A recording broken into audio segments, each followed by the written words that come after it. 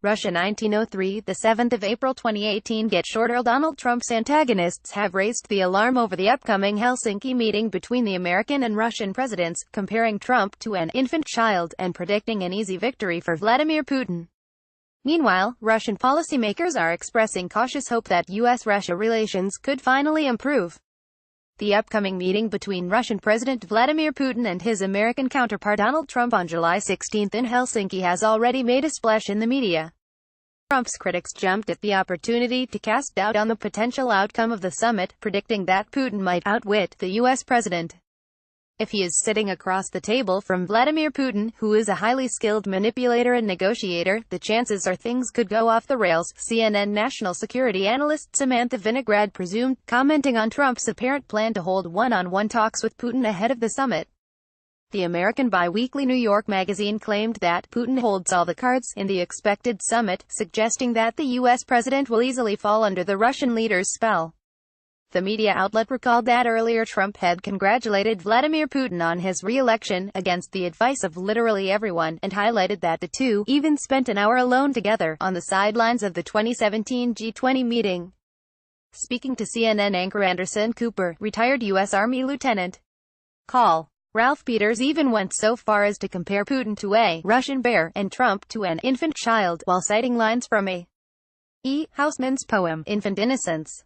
If John Bolton can do one service for his country, he can to prevent a one-on-one Putin meeting behind closed doors, Peters emphasized.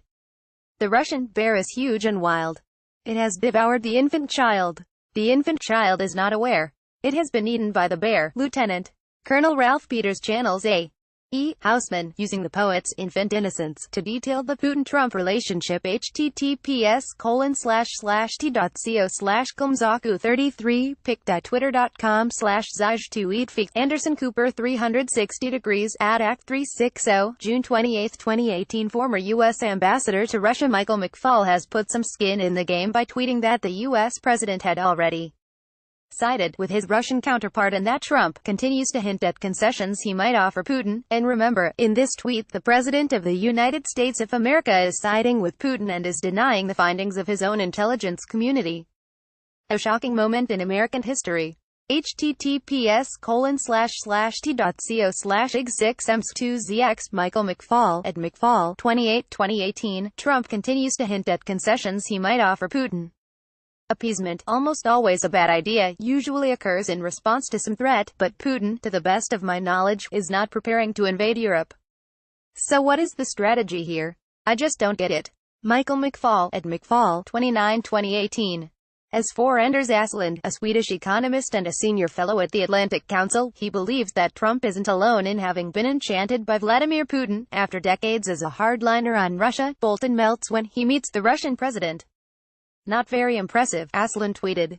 The British newspaper The Sunday Times joined the chorus of alarmists expressing fears that President Trump may undermine NATO by striking a peace deal with President Putin. According to the newspaper, the U.S. president may be persuaded to downgrade U.S. military commitments in Europe, thus exposing EU member states to a security threat posed by Russia.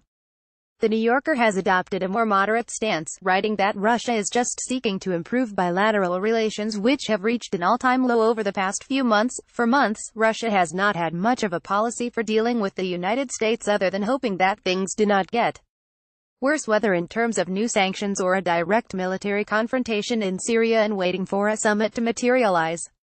The media outlet suggested that the June 12 Singapore summit between Donald Trump and North Korean leader Kim Jong-un was instructive for the Russians, instilling hope that the U.S. president is a pragmatic negotiator. Meanwhile, Russian analysts and policymakers have expressed cautious optimism regarding the very fact of the Trump-Putin summit, at the same time adding that they do not expect any breakthroughs. Speaking to reporters in Madrid, Russian Deputy Foreign Minister Oleksiy Molotov suggested that the fight against terrorists is likely to come into focus at the Helsinki negotiations.